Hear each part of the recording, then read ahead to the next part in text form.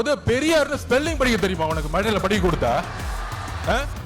ஈரோட்டில் மண்ணில் எத்தனை சொற்பொழிவுகள், எத்தனை மாநாடு, எத்தனை உழைப்பு, 70 வருட உழைப்பு. அந்த 70 வருட உழைப்பை சிதைக்கிற மாதிரி இளம் பெரியார்னு சொல்றீங்களே உங்க மகனுக்கு, இதுவா ஆட்சி?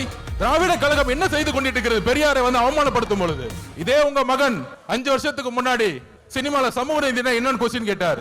சமூக நீதி தெரியாதவர் இளம் பெரியாரா? யாருங்க இங்க இளம் பெரியார்? மக்கள் கிட்ட நம்ம கேட்கிறோம், யாரு இங்க இளம் பெரியார்? நீங்க சொல்லுங்க, யாரு இங்க இளம் பெரியார்? பெரியார் அவர்களுக்கு முன்பு ஒரு தலைவர் இன்னும் உருவாகவில்லை, எதிர்காலத்திலும் உருவாக்கப்பட முடியாது. இதுதான் தமிழக வெற்றி கழகத்தினுடைய மரியாதை. பெரியார் அவர்களுக்கு இங்க ஒரே பெரியார், இங்க ஒரே அம்பேத்கர், இங்க ஒரே காமராஜர், ஒரே தீரன் சின்னமலை, ஒரே பொல்லாதவர்கள். இந்த தலைவர்களை நீங்கள் அசிங்கப்படுத்தினால் தமிழக வெற்றி கழகம் மிகப்பெரிய போராட்டத்தை உருவாக்கும். 2026 எழுதி வச்சுக்கோங்க, 2026, 31, 36 போயிட்டே இருப்போம். தெளிவா இருக்கு, மக்கள் முடிவு பண்ணிட்டாங்க. உங்களுடைய சூதுனால மிகப்பெரிய இழப்புக்கு அப்புறம் தலைவர் அவர்களை மக்கள்கிட்ட இருந்து பிரிக்க பார்த்தீங்க. ஆனால் இங்க இருக்கிற கூட்டம், இங்க இருக்கக்கூடிய மக்கள் சக்தி, இங்க இருக்கக்கூடிய பெண்கள் சக்தி எந்த அளவிற்கு தலைவர் மீது நம்பிக்கையும் அன்பையும் வச்சிருக்காங்க.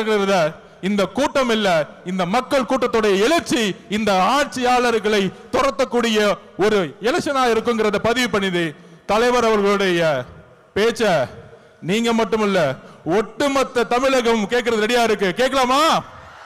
கழக தலைவர் அவர்களுக்கும் பொதுச் செயலாளர் ஆனந்தன் அவர்களுக்கும் கழக தோழர் அவர்களுக்கும் என்னுடைய வணக்கத்தை தெரிவித்து, சுதந்திர போராட்ட வீரர் தீரன் சின்னமலை அவர்களுக்கும் மாவீரன் பொல்லான அவர்களுக்கும் கொள்கை தலைவர், சமூக சீர்திருத்தவாதி, எங்களுடைய வழிகாட்டி தந்தை பெரியாரின் வழியில் அவர் பாதத்தை தொட்டு நமக்கான ஒரு மிகப்பெரிய பயணத்தை ஈரோடில் இருந்து தலைவர் தொடங்குகிறார்.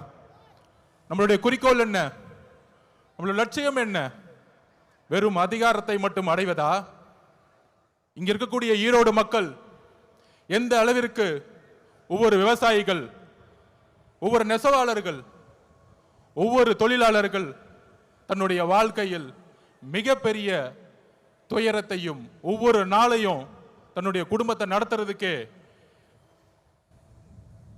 இந்த ஆட்சியோடைய ஊழலாலையும் பாதிக்கப்பட்டு இருக்காங்க. இங்க இருக்கக்கூடிய அமைச்சர்கள் டாஸ்மார்க்கை மட்டுமே நடத்திட்டு இருக்கக்கூடிய ஒரு நிர்வாகத்தை கொடுத்துட்டு இருக்காங்க. இதை மாற்றணும்னா யாரால மாற்ற முடியும்? யாரால மாற்ற முடியும்? நீங்க சொல்லுங்க, யாரால மாற்ற முடியும்? தளபதி விஜய் அவர்களால மாற்ற முடியும். எந்த கட்சியால மாற்ற முடியும்?